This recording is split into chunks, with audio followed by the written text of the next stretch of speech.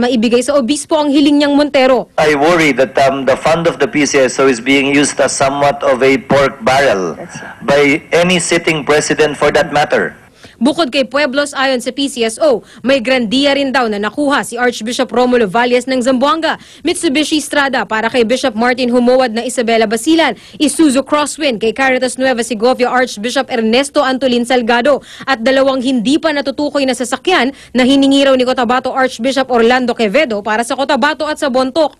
Meron ding hininging Isuzu Altera para sa Iligan Safe Crisis Center si Father Roger Lood pero hindi pa ito na i-release ng PCSO. Ang halaga ng mga sasakyan, 6.9 million pesos. Di ho nagdo-donate ang PCSO ng luxury vehicles or sports utility vehicles. Ang amin lang hong dinodonate ay ambulansya. Why was an ambulance not given to them, to these prelates? The request letter, from what we have, from the documents, all stated 4x4 vehicles, SUVs. Batay sa Article 6, Section 29 ng Saligang Batas, bawal ang pagtanggap ng simbahan o anumang sekta ng relihiyon ng donasyon mula sa gobyerno, maliban na lang kung naka-assign sila sa AFP, Government Orphanage, Leprosarium o sa kulungan.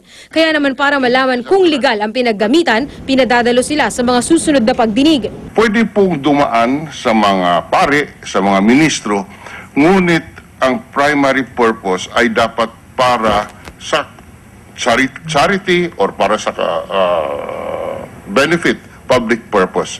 Si Pueblos na ipinanawagan kamakailan ang pagbibitiw ni Pangulong Noynoy Aquino, inamin ang paghingi noon ng sasakyan sa gobyerno. Pero para raw talaga ito sa kanyang mga nasasakupan, sabay giit na direkta niya itong hiningi kay Arroyo at hindi sa PCSO.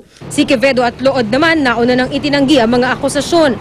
Wala namang pahayag ang iba pang taong simbahan. Pero sa sulat ni CBCP President Bishop Nereo Odsimar, nakasaad na handa raw silang humarap sa investigasyon. Sabay sabing hindi raw para sa personal na gamit ng mga obispo ang mga donasyon. Para sa unang balita, Lia Manyalak reporting. Hindi na umaasang may makikita pang buhay ang search and retrieval team sa landslide area sa Valencia, Bukidnon.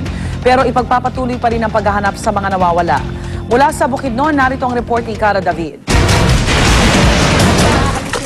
Para puntahan ang pinangyarihan ng isa pang landslide sa barangay Tongan-Tongan sa Valencia, Bukidnon, kinailangan naming gumamit ng kabayo. Nasa pinakamalayong sitio kasi ito ng barangay.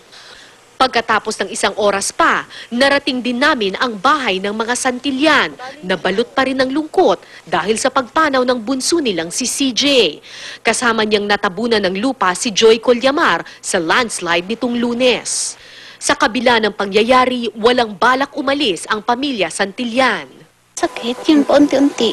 Tinatanggap na lang kahit ano naman gawin namin, hindi na siya babalik Balot rin ng lungkot si Reynante Sadsad na bagamat nakaligtas sa landslide sa Lumbayaw Highway, namatayan naman ang asawa na nahati pa raw ang katawan at hindi pa nakikita ang kaputol nito. Kung sa kanya, takbo ka na. Tingnan ko ganun, yung lupa, sa ilalim. Akala ko sa kanya, ligtas. Doon sa may pangpang na na ako, ligid-ligid. Ano po yun? Pagulong-gulong? Gulong-gulong. Tao sa ibabaw, gina-rescue kami. Yung kamay ko, gumaganon ko lang para mahanap ako ng tao. Wala na raw inaasahang mabubuhay pa sa pagguho sa highway ayon sa search and retrieval team ng Philippine Army. Gayunpaman, tuloy ang paghanap nila sa mga nawawala. Kahit pa kailangan nilang magrapel at maghukay ng 150 talampakang bangin sa gilid nito. Sa ngayon, 5 pa rin ang kumpirmadong patay sa dalawang magkahiwalay na landslide sa Valencia, Bukidnon. Para sa unang balita, Cara David reporting. Samantala, makakaranas pa rin po ng pag-ulan ang ilang lugar sa bansa ngayong araw dulot ng 2 low-pressure area. Huling namataan ng isang LPA sa layong 250 kilometro sa hilagang silangan ng Basco, Batanes. Habang ang ikalawang LPA ay nasa layong 350 kilometro kanluran, timog kanluran ng Lawag City. Dahil dito asahan ang malawakang pag-ulan sa hilagang Luzon, kaya pinag-iingat po ng Pag-asa ang mga kababayan natin sa mga posibleng pagbaha at landslide. Ang hanging habagat naman ang magdadala ng kalat-kalat na pag-ulan sa iba pang bahagi ng Luzon, kasama ang Metro Manila at pati na rin sa buong Kabisayaan.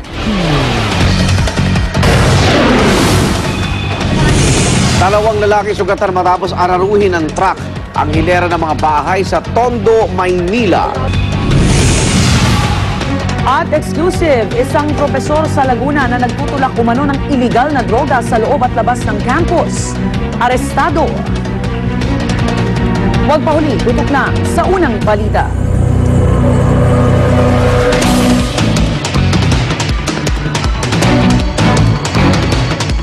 Home sweet home ang feeling. Kasama ang unang hirit at ang Tupperware brands. Scrambled itlog, i-magic log. Ibudbod ang Maggi Magic Sarap